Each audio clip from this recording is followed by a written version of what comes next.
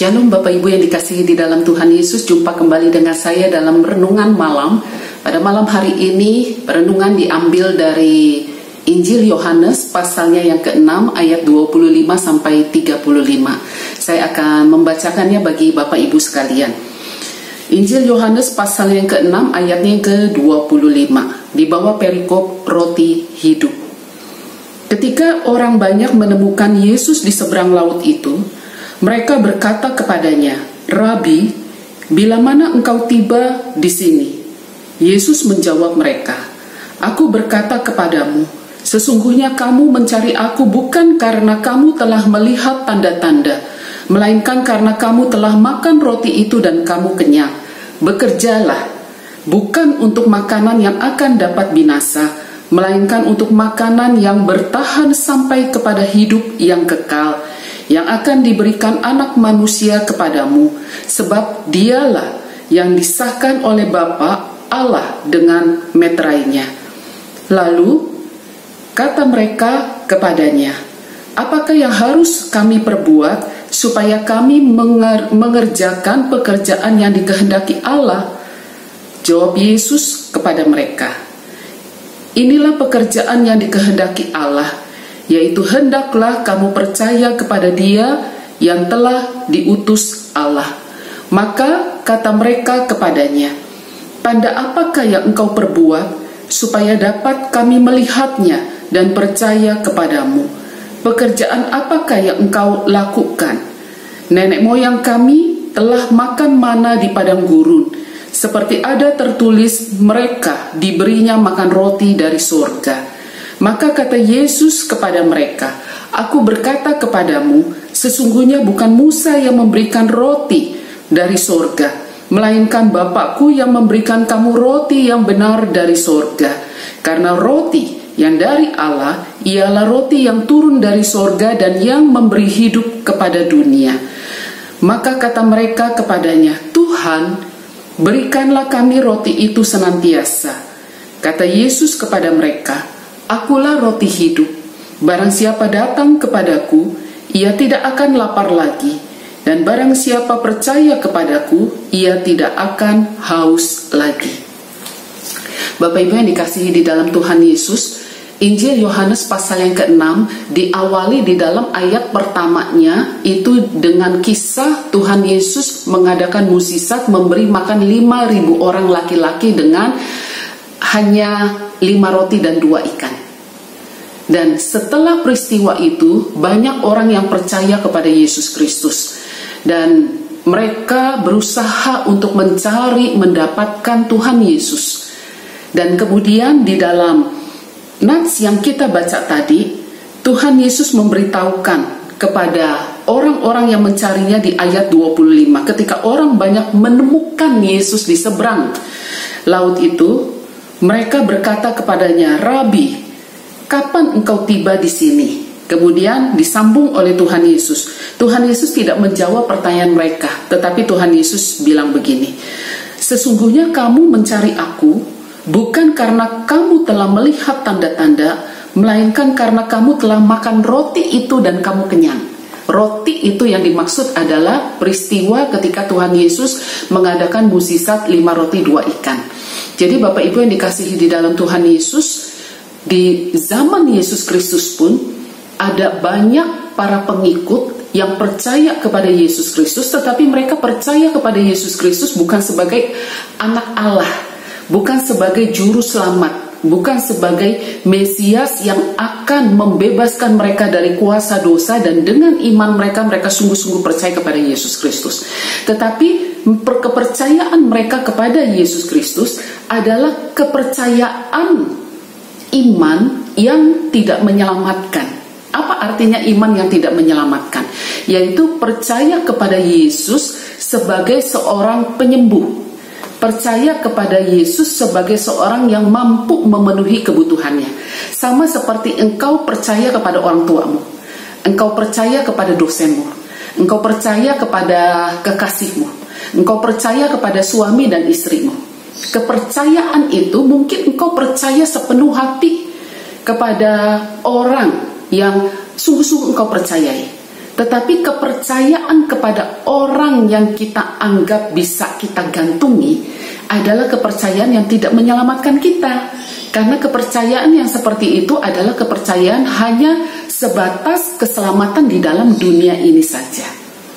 Inilah yang sebagian besar dipercayai oleh para pengikut Kristus. Kalau ditanya, apakah engkau percaya kepada Yesus Kristus? Mereka pasti akan menjawab, saya percaya kepada Yesus Kristus. Tetapi kepercayaan yang seperti apa yang mereka miliki? Adalah kepercayaan bahwa Yesus Kristus adalah orang yang mampu melindungi saya. Yesus Kristus adalah orang yang mampu memberi makan saya. Yesus Kristus adalah orang yang akan menjadi raja buat saya di dalam dunia ini. Itulah kepercayaan mereka terhadap Yesus Kristus.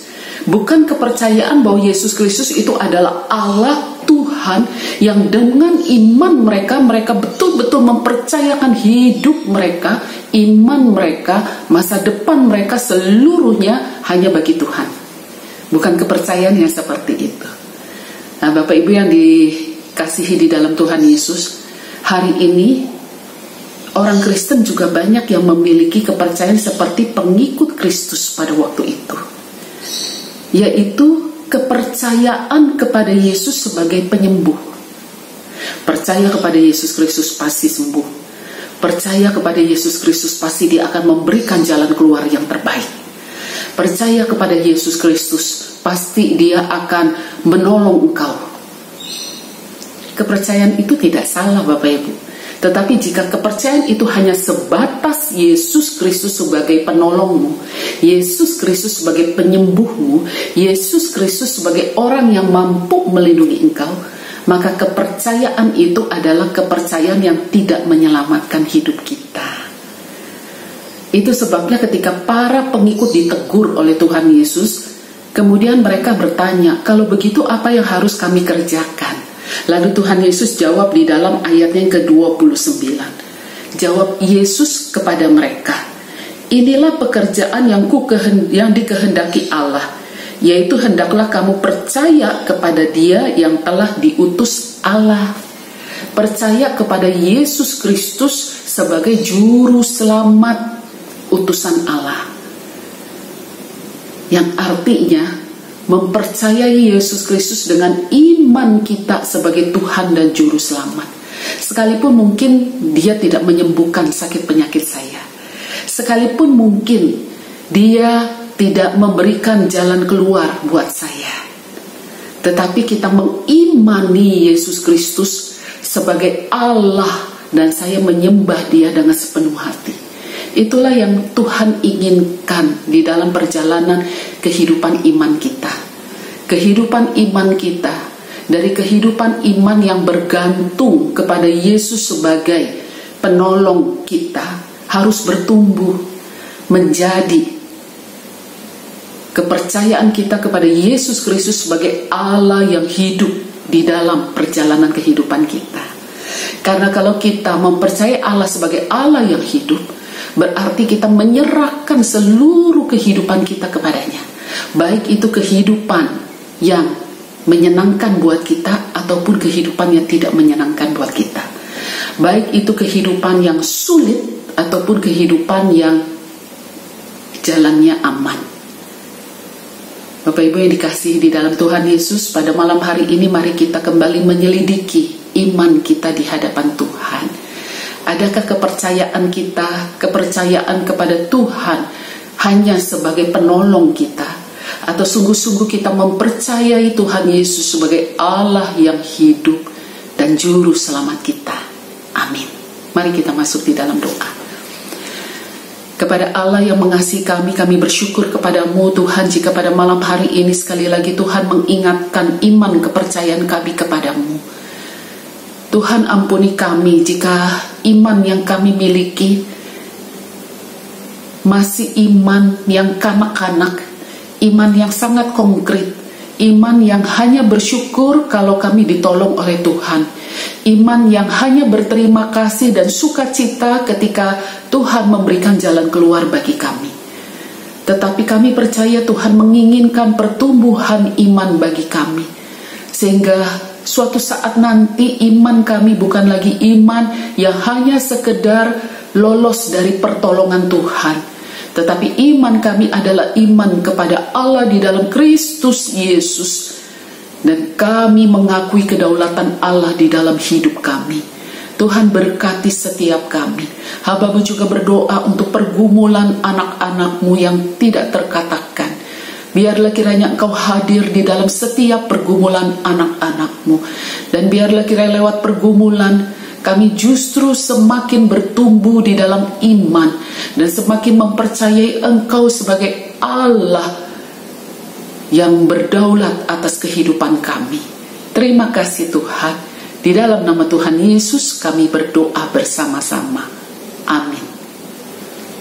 Selamat malam Bapak Ibu yang dikasihi di dalam Tuhan Yesus.